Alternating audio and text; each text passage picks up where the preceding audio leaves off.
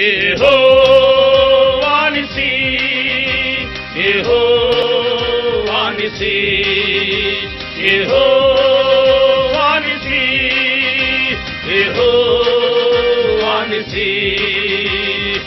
దేవుని పరిశుద్ధ నామమునకు స్తోత్రం కలుగునుగాక. ప్రభువు నామములో కూడి వచ్చిన దేవుని పిల్లలైన మీ అందరికీ ప్రభు అయిన యేసుక్రీస్తు నామములో శుభములు, వందనాలు తెలియచేస్తూ ఉన్నాను. ఈ యొక్క మధ్యాహ్న కాల సమయములో దేవుడు మన ముందు ఉంచినటువంటి వాక్య భాగం ఏమిటంటే, దేవుని యొక్క కుమారులు నరుల కుమార్తెలు చక్కగా ఉన్నారని చూచి వారందరిలో తమ మనస్సుకు నచ్చిన స్త్రీలను వివాహము చేసుకున్నారు.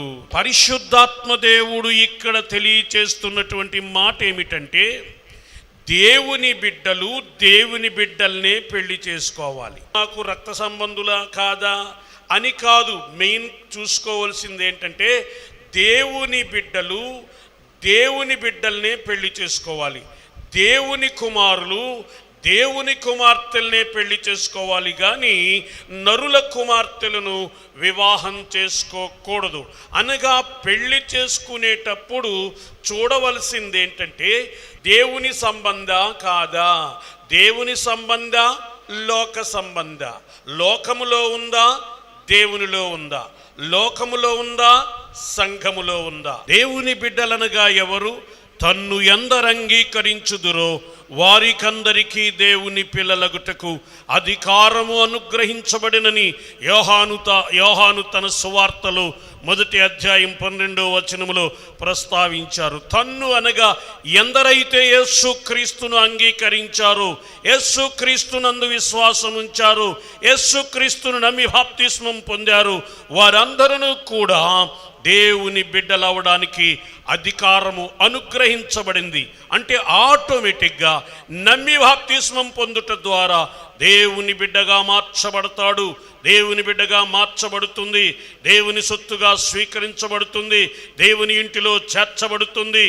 దేవుని ఆత్మచేత ఎందరు నడిపింపబడుదురో వారందరూ దేవుని కుమారులై ఉందురని రోమీయులకు అపోస్తుడైన పౌలు ఉత్తరం రాస్తూ 8వ అధ్యాయము 14వ వచనములో ఆ విషయాన్ని తెలియచేశారు. దేవుని ఆత్మచేత ఎందరూ నడిపించబడతారు అంటే అర్థం ఏంటంటే, ఎవరైతే పరిశుద్ధాత్మ అభిషేకం పొందుతారో, ఆత్మ ద్వారా నడిపించబడతారో వారందరూ దేవుని కుమారులు, అనగా దేవుని యొక్క కార్యక్రమాలు చేయటానికి అర్హులుగా, హక్కుదారులుగా ఉంటారు. దేవుని బిడ్డల యొక్క వివాహ విషయాల్లో ఈ విషయాలను గనక దేవుని విషయాల్లో ఇంపార్టెన్స్ ఇవ్వకోకుండా ఇంకా దేనిని ఆశించినా తప్పకుండా మనము ఎదురు దెబ్బలు తింటాం. ఇంతకీ దేవుని బిడ్డలు ఎవరు మనకు కొంచెం అర్థమైంది.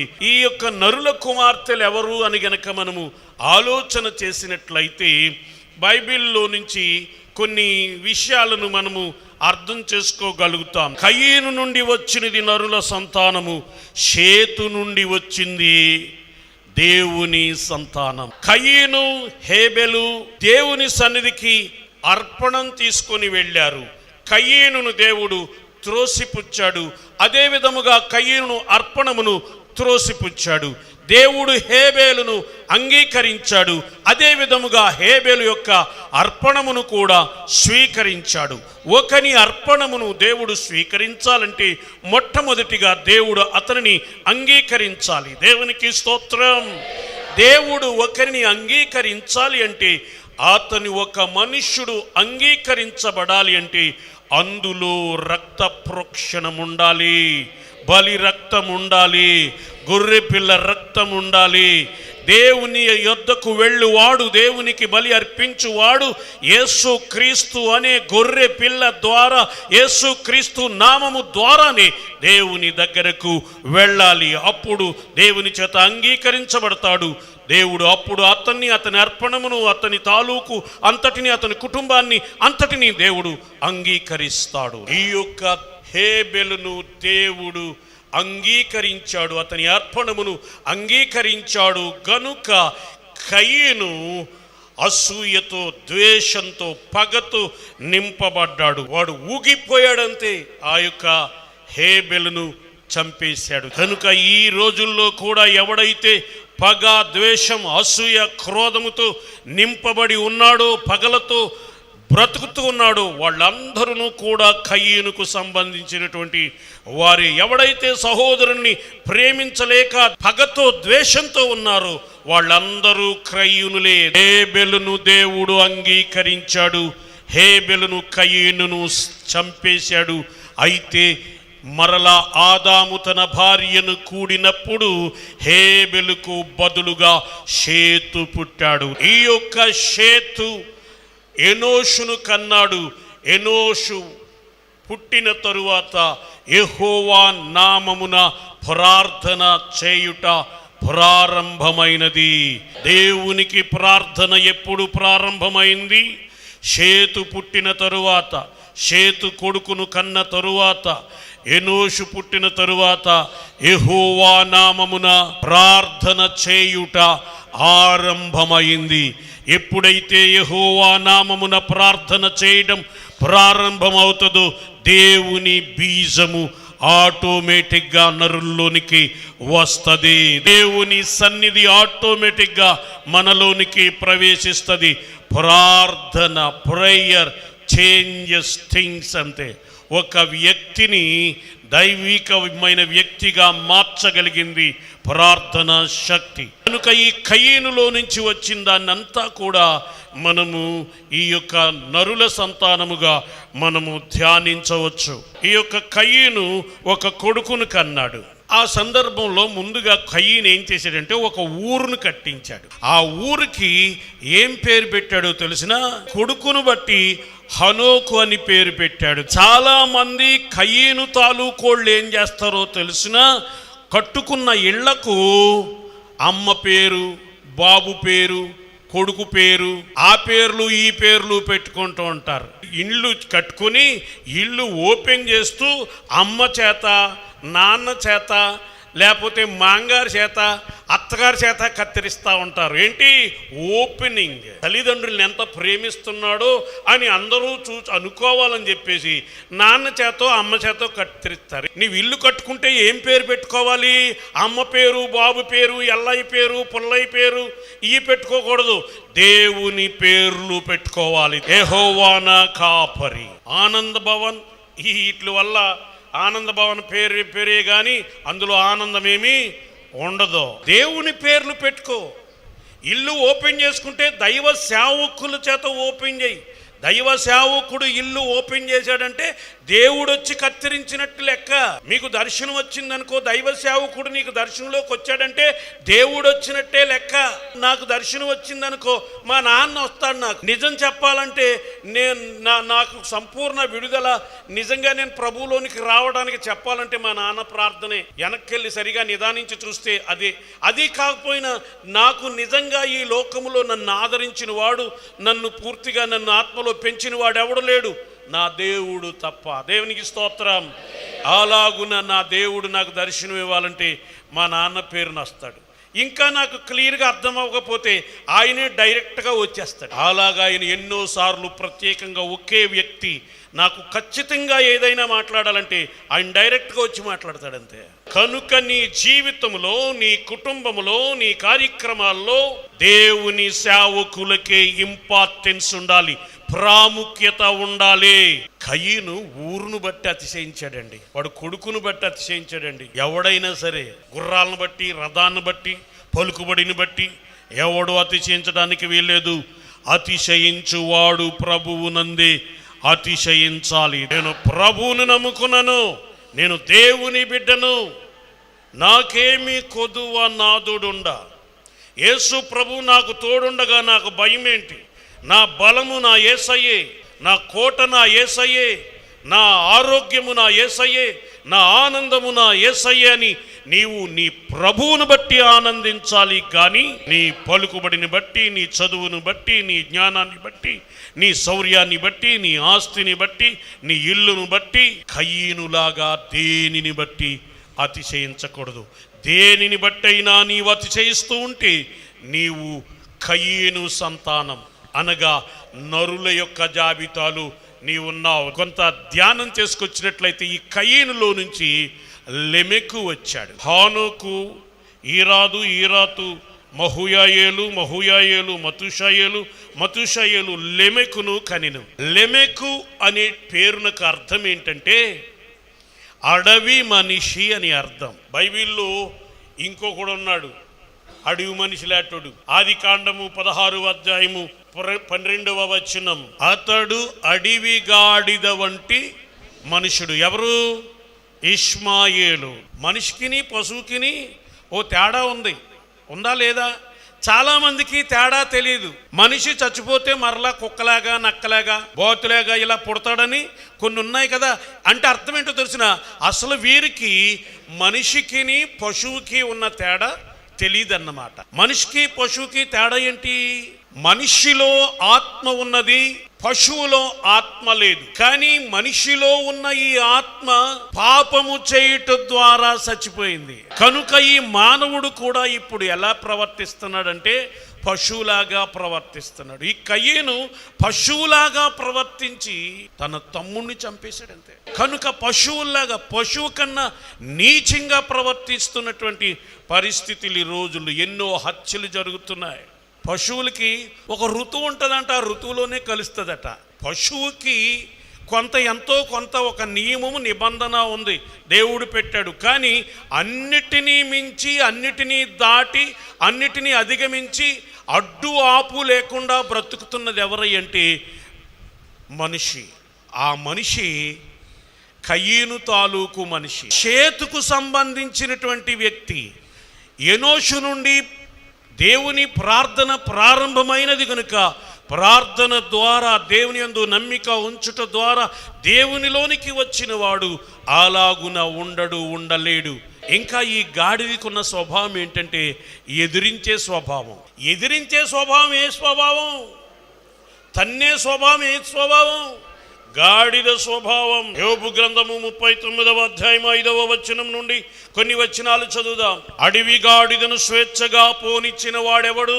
అడవి గాడిద కట్లను విప్పిన వాడెవడు? అరణ్యమును దానికి ఇల్లుగాను, ఉప్పు పర్రను దానికి నివాస స్థలముగాను నియమించి తిని. ఎవడిప్పాడండి దాన్ని విప్పునోడెవడో, దాన్ని స్వేచ్ఛగా పోనిచ్చినోడెవడో? నేను అరణ్యమును దానికి ఇల్లు, అరణ్యమే దానికి ఇల్లు, రోడ్లే దానికి ఇల్లు. అడవిలో తిరుగుతూ ఉంటాడు, ఇల్లు మాత్రం ఇంటికి మాత్రం రాడు. ఎక్కడ తిరుగుతుంటాడు? ఇల్లు విడిచేసి మొత్తం అంతా తిరుగుతూ ఉంటాడు, పక్కల్లో అంతా తిరుగుతుంటాడు, అక్కడెక్కడ తిరుగుతుంటాడు, ఈ రోడ్లు అంతా తిరుగుతుంటాడు, ఆ పర్రలు అంతా తిరుగుతుంటాడు, అక్కడక్కడ తిరుగుతుంటాడు. రోడ్డు మీద వాడు ఎలాగ పశువులు తిరిగినట్టు, అన్ని దోళ్ళ తిరిగినట్టు తిరుగుతాడండి. ఆడికి ఏమి ఇంటి పట్టు అంటూ ఉంటాడు, ఉండడు. ఇది గాడిద స్వభావం. ఉప్పు పర్ర అంటే పర్రలంటా తిరిగేటప్పుడు కాదు, తలంతా ఎలా ఉండదు, ముఖం అంతా జిడ్డట్టేసేసి. తర్వాత పట్టణపు కోలాహలము అది తిరస్కరించును. యెరూషలేము అనే మనకు తెలిసిన పట్టణం ఇది ఒకటే కదా. పట్టణపు కోలాహలం. ఇంట్లో ఎంత సంబరం జరుగుతున్నా సరే, సంఘంలో ఎంత సంబరాలు జరుగుతున్నా సరే, ఎలాంటి పండుగలు జరుగుతున్నా సరే, సభలు జరుగుతున్నా సరే, ఉజ్జీవ కూటాలు జరుగుతున్నా సరే, ఎంతమంది పెద్ద పెద్ద దైవజనులు ప్రత్యేకంగా దూరం నుంచి వచ్చారని అనౌన్స్మెంట్ చేసినా సరే, ఏం చేసినా సరే అవి వాడికి ఏమీ ఎక్కవు. ఆడి ఇల్లు వదిలేసేసి రోడ్లంటా తిరగటమే తప్ప ఆడికి పట్టణపు కోలాహలాలు ఏమీ సభలో పనికిరావు. వాడికి చర్చ అసలే లేదనుకోండి, చర్చకి అసలే రాడు. జనాలందరూ చర్చిలోకి వచ్చి సంబరపడతా ఉంటే, ఆనందపడతా ఉంటే ఎవరికి సంబరం? చర్చిలో ఆనందించేవారు ఎవరు? సంఘం మాత్రమే. చర్చిలోకి వచ్చి బయట ఈ కయ్యనుకు సంబంధించిన వాళ్ళందరినీ రమ్మనండి లోపలికి, వచ్చేసి ఆనందించండి. వాళ్ళు ఆనందిస్తారా? వాళ్ళకి ఆనందించరు. వాళ్ళకి ఆనందం ఏంటండి, వీళ్ళు కేకలు ఏంటండి, ఈ గొడవ ఏంటండి, ఏంటండి ఇది అన్నట్టు ఉంటుంది తప్ప వాళ్ళకి ఎంత చెప్పినా సరే ఏమీ అర్థం కాదు. పట్టణపు కోలాహలమును అది తిరస్కరించును, తోలువాని కేక అది తోలువాని కేక. పతిగాడికి తోలివాడు ఒకడు ఉంటాడు కదా, తోలువాని కేక విందు. తోలేవాడు దేనికి తోలుతాడు? మంచిగా దాని మంచి కొరకే తోలుతాడు, కానీ తోలేవాడు కేక వింటదా? అమ్మ బాబు మాట అసలు పొరపాటును కూడా విందు. అమ్మ ఏదైనా చెబుతుంటే నోరుముయ్యి అంటాడు, బాబు ఏదైనా చెబుతుంటే నోరుముయ్యి అంటాడు, నేను విన్నంటాడు, నేను తిన్నంటాడు, నేను చేయనంటాడు, నేను రానంటాడు. ఇది అడవి గాడిద. ఇలాంటి అడవి గాడిద వంటి మనుష్యులు నరుల కుమార్తెలతో సాదృశ్యం, కయీను సంతానముతో సాదృశ్యం. ఓలేవాడి మాట పొరపాటును కూడా వినండి. ఎక్కడన్నా సినిమా వేస్తున్నారంటే పరిగెత్తుకెళ్తారు, రికార్డింగ్ డ్యాన్స్ అవుతుందంటే అక్కడ పరిగెత్తుకెళ్తాడు. ఆటపాటలకు ఇంపార్టెన్స్ ఇస్తాడు కానీ అల్లరితో కూడిన ఆటపాటలకే వాడు ప్రాధాన్యత ఇస్తాడు కానీ అమ్మా బాబు మాటను పొరపాటున వాడు విననే వినడు. పట్టణపు కోలాహలము వాడికి ఎంత మాత్రమును కూడా కిట్టదు. యోబు గ్రంథము 21వ అధ్యాయము 14వ వచనం, వారు నీ మార్గములను గూర్చిన జ్ఞానము మాకక్కరలేదు, నీవు మమ్మను విడిచి పో అని దేవుడితో చెప్తారు. దేవుడేమీ మాకేం అవసరం లేదులే అంటాడు. ఎప్పుడు కావాలి దేవుడికి? మంచం ఎక్కినప్పుడు కావాలి. కానీ మంచం ఎక్కేసి ఇంకా పోయే కాలం దగ్గర వచ్చినప్పటికీ నీ మాంసం అంతా క్షీణించిపోయి ఇంక లేవలేని పరిస్థితుల్లో చచ్చిపోయే పరిస్థితికి వచ్చినప్పుడు అప్పుడు దేవుడా నన్ను బతికించిన ఆయన, బతికితే నేను నమ్ముకుంటాను ఆయనని అప్పుడు జ్ఞాపకం వస్తాడు. కానీ ఈ గాడిదకి ఆరోగ్యం ఉన్నంత వరకు, బలం ఉన్నంత వరకు నీ మార్గములను గూర్చిన జ్ఞానము మాకక్కరలేదు, నీవు మమ్మల్ని విడిచిపెట్టి వెళ్ళిపో. మేము ఆయనను సేవించుటకు సర్వశక్తి గలవాడెవడు? ఎవడా సర్వశక్తి కలిగిన వాడెవడు? ఆయన మేము సేవించవలసిన అవసరం ఏమిటి? ఆయనకి పండగ రావాల్సిన అవసరం ఏంటి? పండగ డబ్బులు ఇవ్వాల్సిన అవసరం ఏంటి? చందాలు ఇవ్వాల్సిన అవసరం ఏంటి? మేము అది ఇది చేయవలసినంత అవసరం ఏంటి? ఇలాంటి సౌరులని చెప్తూ ఉంటాయి కొన్ని గాడి. మేము ఆయనను గూర్చి ప్రార్థన చేయుట చేత మాకేమి లాభం కలిగింది? ఇదొక రకం గాడిదలు. దేవుడు మాకు అక్కర్లేదని గాడిదలు వేరు.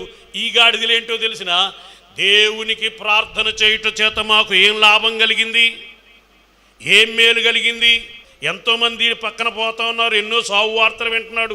ఆడు ఈయన చంపేశాడు, ఈడు ఆడిని చంపేశాడు, ఆడు అది రైలు ఏది ఆ కారు గుద్ది చచ్చిపోయాడు, ఆటో గుద్ది చచ్చిపోయాడు, బండి కింద పడి చచ్చిపోయాడు, కారు కింద పడి చచ్చిపోయాడు అని ఇలాంటి వార్తలు ఎన్నో వింటా ఉండగా బతికే ఉన్నాడు కదా. మరి అందుని బట్టి దేవుని స్తుతించొద్దా, దేవుని మహింపరచొద్దా? నువ్వు బతుకుంటావు, నీకు లాభం కదా, చచ్చిపోతే నీకేం లాభం? దేవుడు మనకి ఏ లోటు లేకుండా, ఏ కీడు రాకుండా, మనము 2 పూట్ల అవసరమైతే 3 పూట్ల భోజనం చేయడానికి మనకు అన్నీ దయచేస్తున్నాడు కదా, ఆరోగ్యం ఇస్తున్నాడు కదా, అన్నీ బాగానే ఉన్నాయి కదా, అది మేలు కదా. ఒకేసారి ₹1,00,00,000 లాటరీలో తగిలేయాలా నీకు? ప్రార్థన చేయటం ద్వారానే నీవు ఆరోగ్యంగా ఉన్నావు. నువ్వు ప్రార్థన చేయటం ద్వారా దేవుడు నిన్ను కాపాడుచున్న కారణం చేతనే నీ పిల్లలు చక్కగా బడికెళ్ళి వస్తూ ఉన్నారు, చక్కగా హ్యాపీగా ఉన్నారు, సంతోషంగా ఉన్నారు. నీ బిడ్డలతో నీవు ఆనందిస్తున్నావు. దేవుని ప్రేమ, క్రీస్తు ప్రేమ, సిలువ శక్తి, ప్రార్థన శక్తిని వారు గ్రహించరండి. నేనేమైతే అయ్యున్నానో అది నా దేవుని కృప వల్లనే అయ్యున్నాను. నేను ఈ రోజున బతుకున్నానంటే నా దేవుని వల్లనే బతుకున్నాను. నేను ఉద్యోగం విడిచిపెట్టి నేను దేవుని సేవకు రాకపోతే, ఉద్యోగం చేసుకుంటూనే ఉంటే నేను రిటైర్ అవ్వకుండా నీ మధ్యలోనే చచ్చిపోదును. ఎంతోమంది అలా చచ్చిపోయారు. నేను తప్పకుండా రిటైర్ అయ్యేంత వరకు బతుకుండేవాడిని కాదు, ఎప్పుడో చచ్చిపోయి ఉండేవాడిని. ఈ రోజున నేను బ్రతుకున్నానంటే 100కి 100 పాళ్ళు నా దేవుని యొక్క కృప. నా ప్రార్థన మాత్రమే కాకుండా నా కొరకు మీ అందరూ చేసిన ప్రార్థన నన్ను ఆదుకుంది. ఆయనను గురించి ప్రార్థన చేయటం ద్వారా మాకేమి లాభము కలుగును అన్న బుద్ధిహీనమైన ప్రశ్న ఏ గాడిద వేయకూడదు. యోబు గ్రంథము 20వ అధ్యాయము 17వ వచనాన్ని నుంచి మనం కొన్ని వచనాలు చదివినట్లయితే, ఏరులై పారుతున్న తేనెను వెన్నపూసను చూచి వారు సంతోషించరు. చెట్లంట తిరిగి ఆ తేనె తీసి తాగుతారు కానీ ఈ తేనె సంగతి వాళ్ళకి తెలియదు. జుంటె తేనె ధారల కన్నా మధురమైన వాక్యం ఇది, ఎంతో పుష్టినిచ్చే వాక్యం. వెన్నపూస అంతే, అలాగ తింటా ఉంటే కరిగిపోద్దంతే, అలా కరిగిపోయి లోపలికి వెళ్ళిపోయిందంటే గొప్ప శక్తినిచ్చేద్దు వెన్నపూస. నీకు బలమునిచ్చే వెన్నపూస దేవుని వాక్యం. నీకు నోటికి మనస్సుకు రుచిని మాధుర్యాన్ని కలిగించే తేనె దేవుని వాక్యం. వారు దాని యందు సంతోషించరండి, వాక్యమునందు సంతోషించరండి, తేనె యందు సంతోషించరండి, వెన్నపూస యందు సంతోషించరండి. దేని కొరకు వారు ప్రయాసపడి సంపాదించి ఉండిరో దానిని వారు అనుభవింపక మరలా తిరిగి దాన్ని అప్పగించేస్తారంతే. నాకు వద్దులే బాబు, నువ్వు నా దగ్గర ఉండటానికి అర్హురాలు కాదు, మరలా నేను నీకు అప్పగించేస్తున్నానులే దేవా అని దాన్ని అప్పగించేస్తారు. ఇది వాక్యములో సంతోషించకపోతే, ఈ తేనె నీకు మధురంగా లేకపోతే, ఈ వెన్నపూసను నీకు ఆనందం ఇవ్వకపోతే, నీవు దేన్నైతే కష్టపడి సంపాదించావో అదంతా దానిని నీవు అనుభవింపక మరలా తిరిగి దాన్ని అప్పగించేస్తారట. వారు సంపాదించిన ఆస్తి కొలది వారికి సంతోషం ఉండదు. ఆస్తి సంపాదిస్తారు కానీ ఆస్తి సంపాదించినంత సంతోషం వారికి కలగదా. జుంటె తేనె దారులకైన మధురమైన వాక్యాన్ని వినాలి, ధ్యానించాలి, వాక్య ప్రకారంగా బతకాలి. ఈ వెన్నపూసను మనము జుర్రాలి, దేవునిలో బలపడాలి. అదే నీకు బలము కలిగించేదే తప్ప నీవు సంపాదించిందేది నీకు బలమియ్యదు, పుష్టినియ్యదు, ఆరోగ్యమియ్యదు, ఆనందమియ్యదు, సంతోషమివ్వదు. ఇర్మియా గ్రంథము 2వ అధ్యాయం 24వ వచనం. ఇంకా అడవి గాడిద లక్షణాలు కొన్ని చూద్దాం. అరణ్యమునకు అలవాటు పడిన గాడిదవు. అరణ్యము = లోకం. లోకములో తిరగటానికి, పని పాట లేకుండా తిరగటానికి, రోడ్లంటా తిరగటానికి, తాగి తందనాలాడడానికి అలవాటు పడిపోయినోడు గాడిదతో సమానం. అరణ్యమునకు అలవాటు పడిన అడవి గాడిదవు, అది దాని కామాతుర వలన గాలి పీల్చును. కలుసుకొనినప్పుడు అది దానిని తిప్పగలిగిన వాడు ఎవడు? అది ఏ గాడిద వెనకాలన్నా పరిగెత్తుకెళ్ళి ఏ గాడిదతో గనక అది కూడిందంటే, అది కలుసుకుందంటే, నేను ఇంక దాన్నే చేసుకుంటానంటాడు వీడు. వీళ్ళని మాత్రం ఎవరు మార్చలేరు. అయ్యో ఇది నా కుటుంబానికి సంబంధించిందేనా, నా కుటుంబం ఏంటి, నా తల్లిదండ్రులేంటి, నా అన్నదమ్ములేంటి, నా సహవాసం ఏంటి, నేను దేవుని బిడ్డను కదా, నా తల్లిదండ్రులు భక్తిపరులు కదా, నా తల్లిదండ్రులు దేవుని యందు భయభక్తులు కలిగిన వారు కదా, వాళ్ళు చక్కగా యథార్థంగా నడుచుకునేవారు కదా, నేను ఈ పనికి మాలిన పని చేస్తే నా తల్లిదండ్రులకు తలవంపులు కదా అని ఈ గాడిద. ఇది కయీను సంతానం యొక్క లక్షణం. ఇర్మియా గ్రంథము 13వ అధ్యాయం 27వ వచనం. నీ వ్యభిచారమును, నీ సకిలింపును, నీ జారకార్యములను, కామాతురతను నేనెరుగుదును. ప్రాముఖ్యంగా ఏంటి? సకిలింపు. అబ్బా ఎంత చక్కగా సకిలిస్తారంటే, ఇర్మియా గ్రంథము 5వ అధ్యాయము 8వ వచనం. బాగుగా బలిసిన గుర్రము వలె ప్రతివాడు రోడ్లంటా అటు ఇటు తిరుగుతూ తన పొరుగువాని భార్య వెంబడి సకిలించును. ఇలా సకిలించేవాడు ఎవడైనా సరే అడవి గాడిద. ఎదుటివారి భార్యలను చూసి సకిలిస్తారటండి. యోబు అంటాడు ఒకే ఒక్క మాట, 31వ అధ్యాయము 9 నుంచి 10 వచనాలు చదువుదాం. నేను హృదయమున పరస్త్రీని మోహించిన ఎడల, నా పొరుగువాని ద్వారమును నేను పొంచి ఉన్న ఎడల. ఒక్కొక్కడు వాడి ద్వారం దగ్గర ఉండడు, ఆ ఎదుటోడి ద్వారం దగ్గరే చూస్తూ ఉంటాడు, ఆ ఇంటి వైపే చూస్తూ ఉంటాడు, ఆ ద్వారం వైపే చూస్తూ ఉంటాడు. తెల్లారలేసి అదే పని. నా భార్య వేరొకని తిరుగలి విసురునుగాక, ఇతరులు ఆమెను కూడుదురుగాక. అది భక్తుడైనటువంటి యోబు పలుకుచున్న మాట. ఇది ఇలాంటి అడవి మనుషుల జాబితా కయీను సంతానం. ఈ లెమెకు ఎంతమంది భార్యల్ని పెళ్లి చేసుకున్నాడు? దేవుడు ఆదాముకు ఒక భార్యనే చేశాడు, కానీ వీడు 2 భార్యలను పెళ్లి చేసుకున్నాడు. మొదటి దాని పేరేంటంటే ఆదా. ఆదా అనే పేరునకు వినోదం అని అర్థం. యెషయా గ్రంథము 22:13 వచనం. రేపు చచ్చిపోదుము గనుక తినుదము త్రాగుదమని చెప్పి ఎడ్లను వధించుచు, గొర్రెలను కోయిచు, మాంసము తినుచు, ద్రాక్షారసం త్రాగుచు మీరు సంతోషించి ఉత్సహించుదురు. ఆమోసు గ్రంథము 6వ అధ్యాయము 4-5 వచనాలు. దంతాలు, ఏనుగు దంతాలతో చేసిన మంచం అంటండి. దంతములతో చేసిన మంచముల మీద పొరుండుచు, పాన్పుల మీద తమ్మును చాచుకొనుచు, మందలో శ్రేష్టమైన గొర్రెలను, సాలలోని క్రొవ్విన దూడలను వధించి భోజనము చేయుదురు. స్వరమండలముతో ఏం పాటలు? సినిమా పాటలకి కాదు, మామూలు పాటలే, క్రైస్తవ పాటలే, పిచ్చి పాటలు పాడతారంటండి. ఎలాగా? దావీదు వలనే. పిచ్చి పాటలు కాదండి, పాట హృదయంలో నుంచి రావాలి, ఆత్మలో నుంచి రావాలి. హల్లెలూయా. విరిగి నలిగిన హృదయంలో నుంచి రావాలి. దేవునితో గడిపే సమయాల్లో నుంచి అది పుట్టుకొని రావాలి. అది పాట. ఆంధ్ర క్రైస్తవ కీర్తనలు ఉన్నాయి చూసారా? కాళ్ళు చేతులు బండల్లో బిగించినప్పుడు పాడాడు భక్తుడు, దేవుని ప్రేమ ఇదిగో చనులార భావంబునను తెలియరే. ఆ గొల్లపల్లి నతానీల్ గారిని రాత్రి తెల్లవారులు ఎలా ఉంచేస్తే, తెల్లవారి ఆడపడుచులు ఆడవాళ్ళు అందరూ కూడా పాస్టర్ గారు బ్రతుకున్నాడు చచ్చిపోయాడు చూద్దామని చెప్పి అలాగ వంగి చూస్తూ ఉంటే, అలా వంగి చూస్తుంటే ఆయన కూడా తలకాయ ఇలా కిందకు పెట్టి ఈ పాట పాడాడండి. రావూరి రంగయ్య రావూరి లక్ష్మయ్యను చింతవరికి చిని గట్టిగా బాది తెల్లవార్లు ఆ యొక్క చెరువులో నిలబెడితే, ఆ శిక్ష విధించిన తర్వాత, ఒరే లక్ష్మయ్య, నువ్వు దేవుడు కేసు దేవుడు కాదని ఒప్పుకో, నేను ఇంటికి తీసుకుపోతానన్నాడు మరలా కుల పెద్ద. అప్పుడు ఏమన్నాడో తెలిసిన? అన్నా మన యేసు ప్రభుని కన్నా రక్షకుడు లేడు. తర్వాత ఈ లక్ష్మయ్య ప్రార్థన ద్వారానే రంగయ్య దేవుణ్ణి తెలుసుకున్నాడు.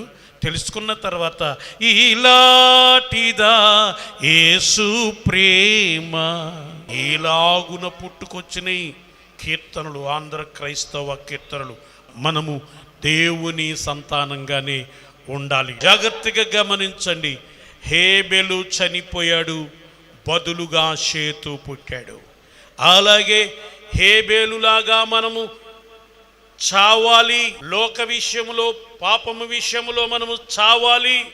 షేతులాగా మరలా తిరిగి మనము పుట్టాలి. నూతన జన్మ అనుభవమును కలిగిన వాడి దేవుని సంతానం. అలాగున మనం ఎంతగానో దేవుని బిడ్డలమైన మనము మన బిడ్డల విషయాల్లో, మన కుటుంబాల విషయాల్లో, మనం చేసుకునే తీర్మానాల విషయాల్లో చాలా జాగ్రత్తగా ఉండాలి. అలాంటి కృప దేవుడు మనందరికీ మెండుగా దయచేయును గాక. ఆమేన్. యెహోవా నిసి, యెహోవా నిసి, యెహోవా నిసి, యెహోవా నిసి.